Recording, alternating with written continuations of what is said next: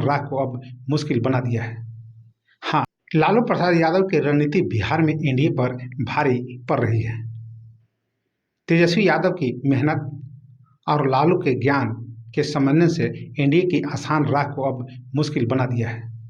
हाँ, यह एहसान लालू प्रसाद अब जरूर करा देते हैं कि गठबंधन चलाने का तरीका उन्होंने भाजपा से सीखा है।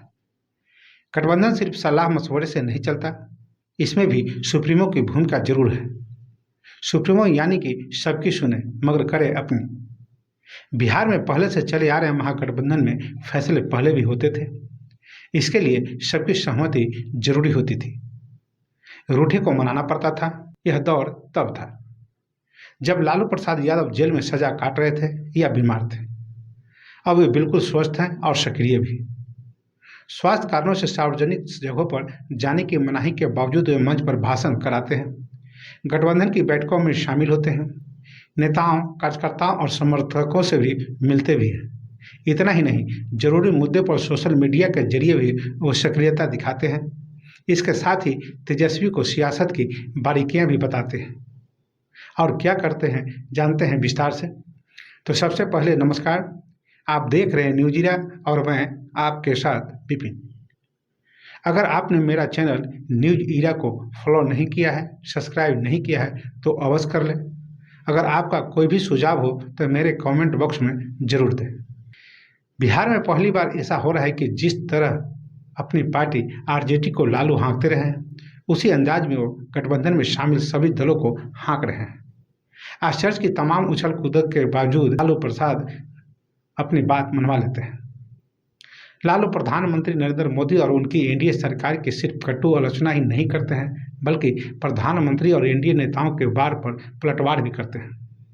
खुद से अधिक यह काम अपने बेटे तेजस्वी यादव से कराना बेहतर समझते हैं। प्रधानमंत्री मोदी से लेकर भाजपा या एनडीए के घटक दलों के नेताओं ने लालू प्रसाद यादव के परिवारवाद को लेकर चुनावी मुद्दा बना दिया था। प्रधानमंत्री मोदी हो, गृह मंत्री अमित शाह हो या बिहार के मुख्यमंत्री नीतीश कुमार हो, सभी इस मुद्दे को ऐसे उछाल रहे थे जैसे इसी एक मुद्दे से बिहार की सभी 40 सीटें उनकी झोली में खुद ब खुद आ जाएगी। नीतीश कुमार भी अपने को भारत रत्न से हाल ही नवाजे गए बिहार के भूतपूर्व मुख्यमंत्री कर्पूरी ठाकुर का सच्चा अनुयायी इसलिए कहते थे कि उन्हें परिवारवाद नहीं किया। नीतीश ने भी परिवार के किसी भी सदस्य को राजनीति में नहीं आने दिया। हालांकि उनका एक ही बेटा है जिनकी दूर दूर तक राजनीति में रुचि नहीं है। भाजपा के नेताओं का तो परिवारवादी बताकर लालू तेजस्वी का नाम लिए बगैर खाना भी शायद हजम नहीं होता है। लालू ने बेटे तेजस्वी से इसका ऐसा जवाब दे दिया कि सबकी बोलती बंद हो गई। यहाँ तक कि प्रधानमंत्री मोदी की जुबान भी गुरुवार को जमुई की सभा में नहीं खुली। आरजेडी को यह अंदेशा लग रहा होगा कि जमुई की सभा में मोदी एक बार फिर लालू के परिवारवादी राजनीति पर हमला बोलेंगे। लालू के ज्ञान से तेजस्वी का दिमाग खुला और उन्होंने एनडीए में वंशवादी राजनीतिकों की फेरहिस्त ही मोदी के आगमन से पहले जारी कर दी। और उन्होंने सवाल भी उछाल दिया कि इस पर अब एनडीए वाले क्या कहेंगे। शायद तेजस्वी की उस सूची का ही असर था कि न सम्राट चौधरी इस मुद्दे पर जुबान खोली और न प्रधानमंत्री मोदी के मुंह से इस बारे में कुछ निकला।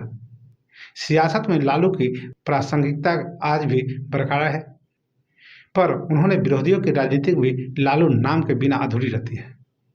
कोई परिवारवाद के बहाने लालू का नाम लेता है तो कोई भ्रष्टाचार के जिक्र के क्रम में उनका उल्लेख करते हैं। 3 दशक बीत जाने के बाद भी जंगल राज का जिक्र कर जीत के उम्मीद लालू के विरोधी पाले हुए हैं। ऐसा सोचने वाले भूल जाते हैं कि 90 के दशक के जंगल राज का दुस्वप्न कब का लोगों के जहन से उतर चुका है। अब तो जिनकी उम्र 34 साल की हो गई होगी, उन्हें सिर्फ इतिहास की कहानियों की तरह जंगल राज की कहानी जानकारी होगी। अब ऐसे में 34 साल की उम्र वाले वोटरों की तादाद बिहार में अभी 47% है। यह वही पीढ़ी है जिसे पुरानी बातें बकवास लगती हैं। इन्हें तो पढ़ाई, करियर और एम्प्लॉयमेंट के अलावा कुछ नहीं सोचता है। और इस मामले में वे तेजस्वी यादव को इनमें अधिकतर अपना आइकन मानने लगे हैं। उन्हें इससे कोई फर्क नहीं पड़ता कि तेजस्वी यादव किसी चारा चोर के बेटे हैं, किसी सजाए हफ्ता की संतान है किसी जमाने में जंगल राज के उनके माता पिता नायक रहे। उन्हें इससे भी फर्क नहीं पड़ता कि नौकरी के बदले जमीन लेने के उनके पिता पर आरोप है।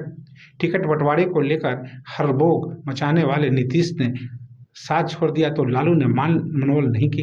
महागठबंधन में शामिल दल जितनी सीटें की मांग को लेकर कूद फांद कर रहे थे, उन्हें लालू ने अपने आकलन से ही गिनी चुनी सीटें दी। क्षेत्र भी अपने हिसाब से बांटे। नापसंदगी के बावजूद न कांग्रेस की जुबान खुली और न अन्य दलों की। कांग्रेस की पसंद होने के बावजूद लालू ने पप्पू यादव को पूर्णिया से पटक दिया। कटिहार में टिकट नहीं मिलने से खफा करीम को एक मुलाकात में मना लिया। वे आरजेडी का बागी उम्मीदवार बनने को बेचैन थे। कन्हैया कुमार को रोकने के लिए कांग्रेस को ऐसी कोई सीट नहीं दी जो उन्हें सूट करे। ओवैसी की एएमआईएम की वजह से एएमवाई समीकरण के वोटों के बिखराव का खतरा था। एक बार की बातचीत में ओवैसी लालू के मुरीद हो गए। बिहार में कभी 7, कभी 11, कभी 16 सीटों पर उम्मीदवार उतारने की बात करने वाले एएमआईएम के बिहार प्रदेश अध्यक्ष अख्तरुल इस्लाम अब कह रहे हैं कि किशनगंज को छोड़ सीमांचल की किसी भी सीट पर पार्टी उम्मीदवार नहीं उतारेगी। बाकी के बारे में बाद में निर्णय लिया जाएगा।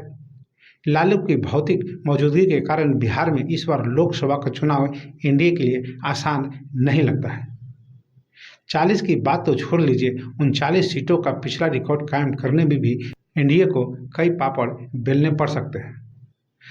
अभी तो परिवारवाद के बाद पलटवार कर तेजस्वी ने इस मुद्दे को ही गायब कर दिया है। आने वाले दिनों में भ्रष्टाचार और जंगल राज के आरोपों को भी हवा निकालने की तकलीफ लालू प्रसाद यादव अपने लाल तेजस्वी को सिखा दे तो कोई आश्चर्य नहीं होगा। तो बस अभी के लिए इतना ही। अब हमें आज्ञा दीजिए। नमस्कार।